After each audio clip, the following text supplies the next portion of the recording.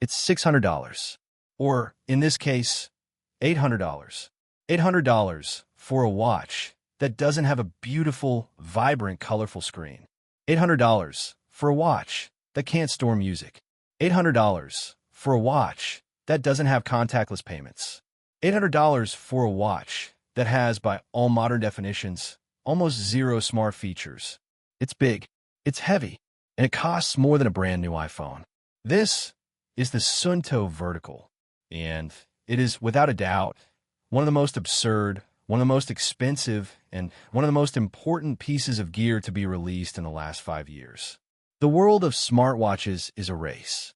It's a race to see who can put the brightest screen, the most apps, the most distractions on your wrist. We are drowning in a sea of notifications, pings, buzzes, and alerts from devices that die in less than 24 hours. We have been sold a lie that more is always better. The Suunto Vertical is a protest. It's a protest against smart. It's a flag in the ground for tool. This is not a review for the person deciding between this and an Apple Watch. If that's you, just stop. Go buy the Apple Watch. You will be happier.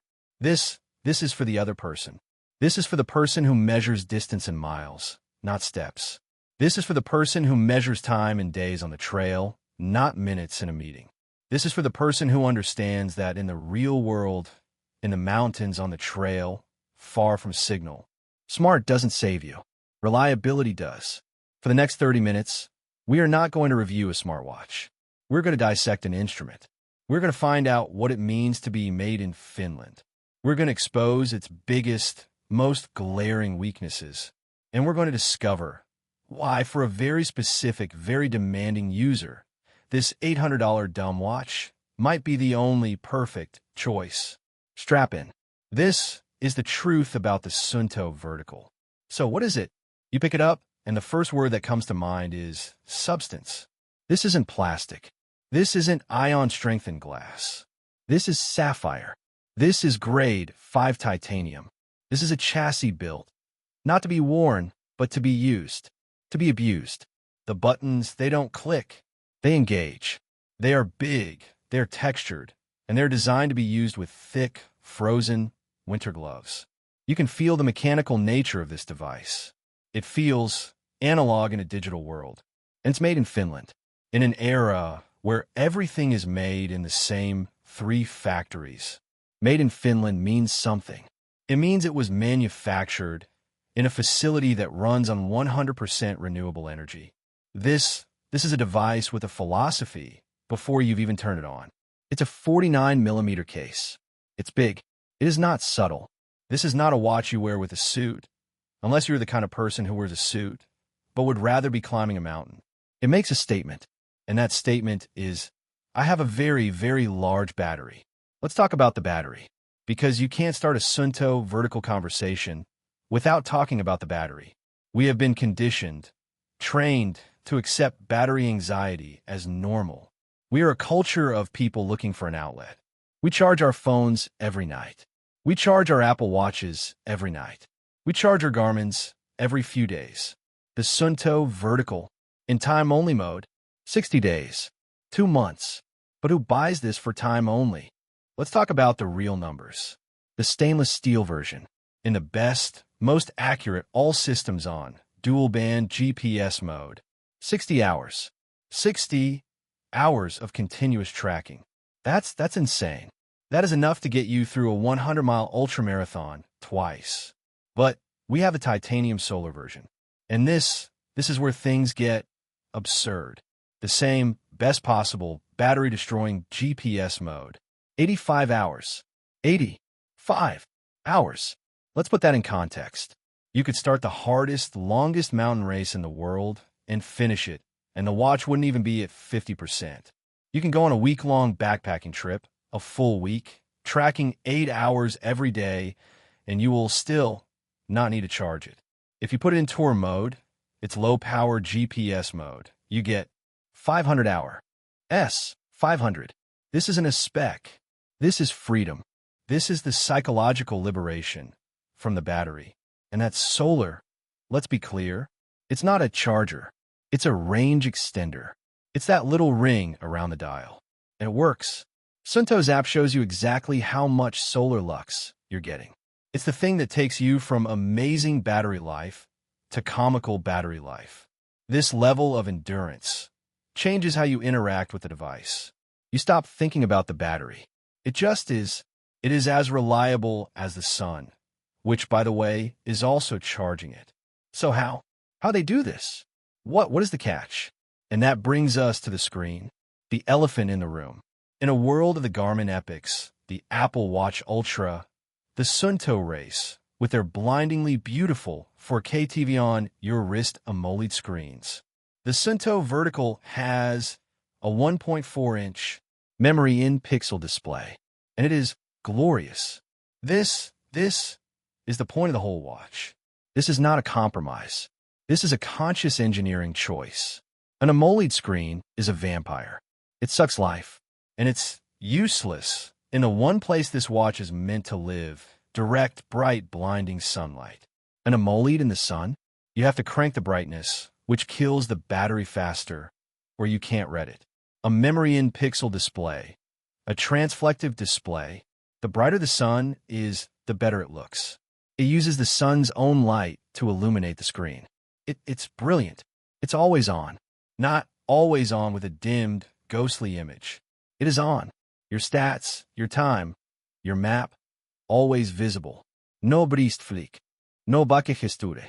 Because when you're bombing down a technical trail, or you're hanging from a rope, you don't have a wrist flick to spare. You need the data now. Is it pretty in a dark room? No, it's not. It has a backlight. You press a button. The backlight is fine. It's perfectly legible, but it won't wow you. This screen is not for watching. This screen is for reading. It is for information, not entertainment.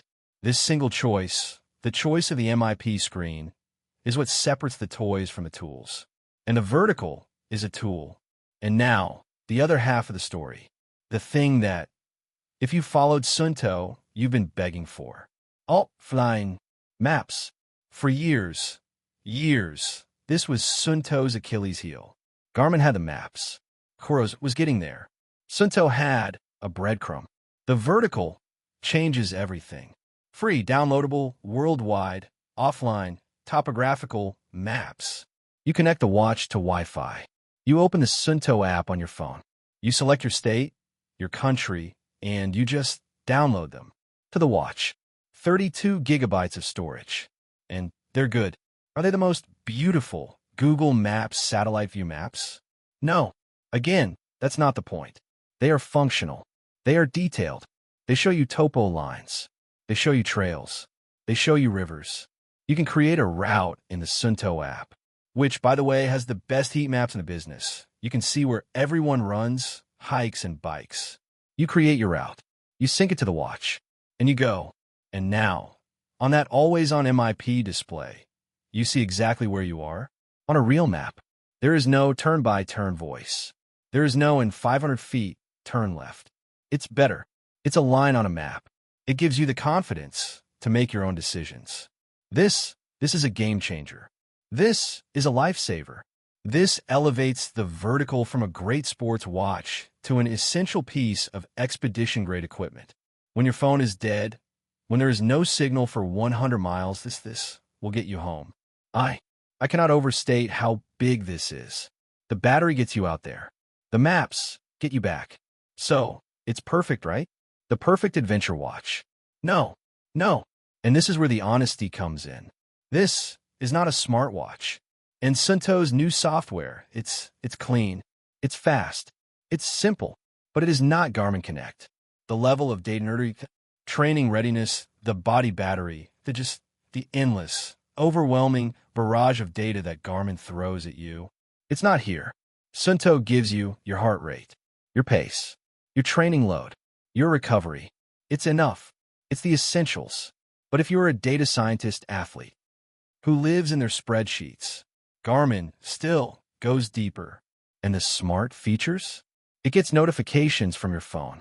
That's it. They are fine. You can read a text, but you can't reply.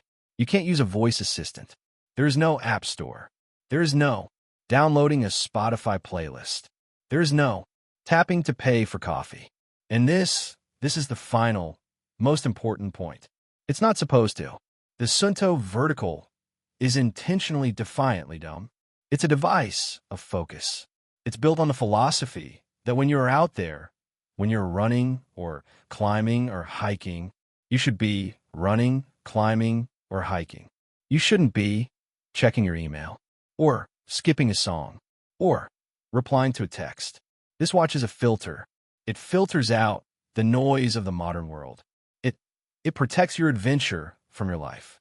If you want a tiny, distracting, battery-draining computer on your wrist, the market is full of them. If you want an instrument, a tool, a compass, a map, a lifeline that just happens to also be the most reliable, long-lasting GPS watch on the planet, then you start to understand the $800 price tag. So, who is this for?